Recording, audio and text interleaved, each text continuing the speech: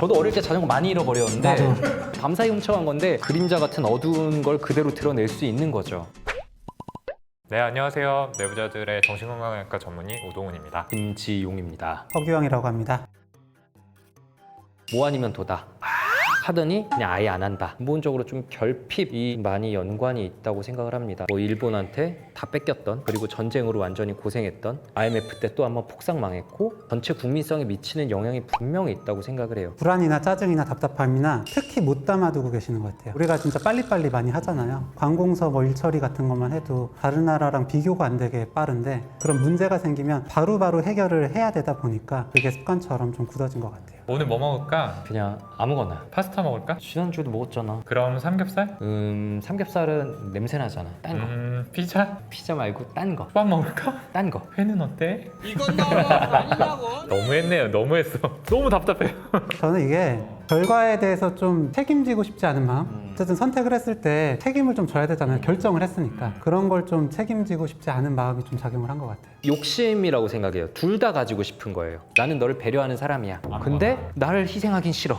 이거 말도 안 되는 거죠. 진료실에서 되게 많이 하는 말이 뭐냐면 다 가질 수 없다라는 말을 되게 많이 합니다. 너를 괴롭히는 직장 상사의 성격도 변하고, 회사도 적응을 잘하고, 부모님도 너를 잘 대해주시고, 뭐 이런 것들을 다 가질 수 없는 거죠. 우선순위를 놓고 이제 포기할 건 포기하고 이래야 되는데 좀 쉽지 않은 것 같습니다, 다들. 한국 사람들 빡쳤을 때 말 서두로 아니 이러고 시작하는 거 왜 이렇게 웃기냐. 이거 그것도 있는데 그 사분면으로 된 거 있어. 아니 씨발 진짜.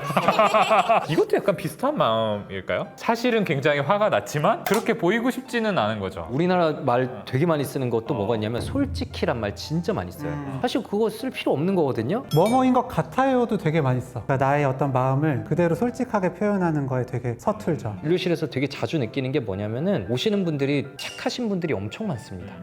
예약제로 진행하는데 대기 시간이 많이 길어졌어요. 그러면 솔직히 짜증 나잖아요. 그래 죄송합니다 이러면은 전혀 괜찮다고. 근데 저는 너무 그러시는 분들한테는 제발 그냥 속에 있는 거 더 꺼내라고 얘기하시거든요. 이럴 거면 예약제가 뭐가 필요해? 너 시간만 중요하냐? 맞아요. 라는 생각이 동시에 드는 게 당연한 건데, 어릴 때부터 말 잘 들어야 돼, 착해야 돼. 예의를 되게 강조하잖아요. 그렇죠. 그런 사회적인 압박, 우리 마음속에 다들 너무 강하게 있어요. 저는 이것도 눈치 많이 봐서라고 생각합니다. 내가 가져갈 때 남이 볼 거라고 생각하는 거예요. 근데 사실 안 보거든요. 반대로 카페에 검 사람들이 왜 이렇게 노트북 같은 거 다 들고 가서 공부하냐, 그게 시끄러운데 눈치 봐서 그래요. 내가 딴짓하면은 딴 사람들이 쳐다볼 것 같아가지고 거기서 공부하거든요. 그러니까 한국인들은 분명히 눈치를 굉장히 많이 봐요.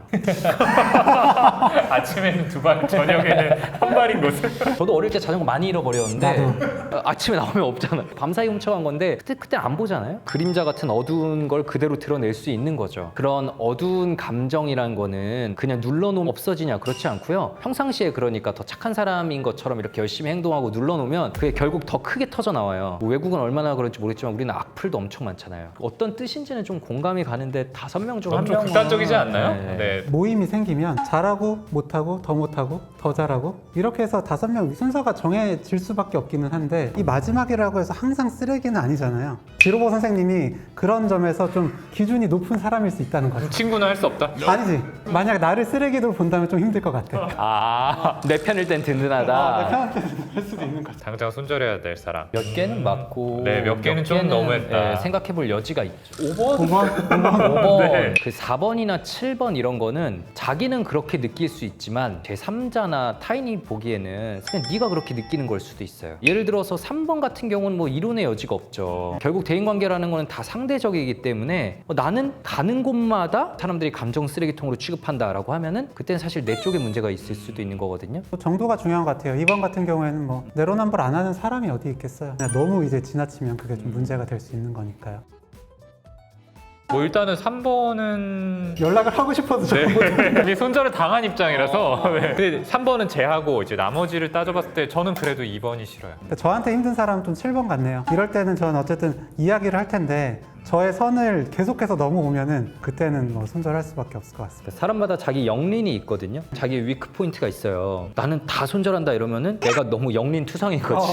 나한테 좀 문제가 있을 수도 있겠다. 이제 저희도 최근에 손절 영상을 올려서 사람들이 이제 많이 보시더라고요. 근데 그 중에 많이 또 달린 댓글이 어떻게 정신과 의사가 손절하라고 하냐. 저희도 진료실에서 그런 경우 손절하라는 말은 잘 안 하긴 하는데 맞아요. 조심스러워요. 그래도 어떤 경우에는 꼭 해야만 하는 경우들이 있습니다. 환경적인 스트레스가 너무 커서 이거는 뭐 약을 어떻게 쓰든 상담을 통해서 이 사람의 심리를 어떻게 바꿔놓든 간에 효과가 없을 것 같다라고 생각되는 순간이 있어요. 정말 그런 관계는 끊어내야죠. 그러니까 상대방이 바뀌면 좋은데 사실 그거는 그 사람 몫이지 환자분이 그것까지 책임져야 될 이유는 없거든요. 그래서 예를 들어서 데이트 폭력을 계속 당하고 있는데 계속 만난다. 그럼 그 사람의 공격성을 치료하고 만나세요 이럴 수는 없잖아요.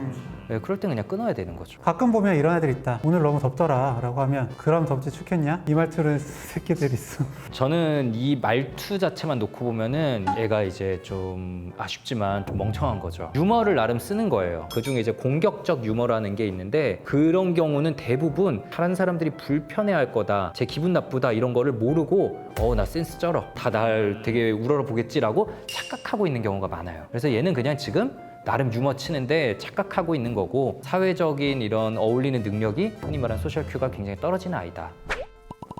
사람하고 잘 지내기 위해서 필요한 기술은 듣기예요. 이게 듣는 게 진짜 어려운 것 같거든요. 몇 년에 걸쳐서 트레이닝을 받았지만 여전히 뭔가 치밀어서 말을 하고 싶은 순간들이 있어요. 들어야 돼. 머릿속에 울려요. 혼났던 그게. 그러니까 결국엔 정신과 진료도 내담자하고의 관계를 통해서 좋아지는 부분이 크다라고 생각을 해요. 그 사람이 깨우치지 못한 사실을 알려줌으로써 심리가 확 바뀌고 좋아지는 것도 있겠지만 결과적으로 이 사람하고 좋은 관계를 형성하고 누군가 나를 이렇게 신경 써주고 나를 위해서 같이 고민을 해주는구나 라는 느낌이 안쪽으로 축적되는 게 저는 회복에 굉장히 키라고 생각하는데 느끼도록 만들어주는데 제일 중요한 게 바로 듣는 기술인 것 같아요.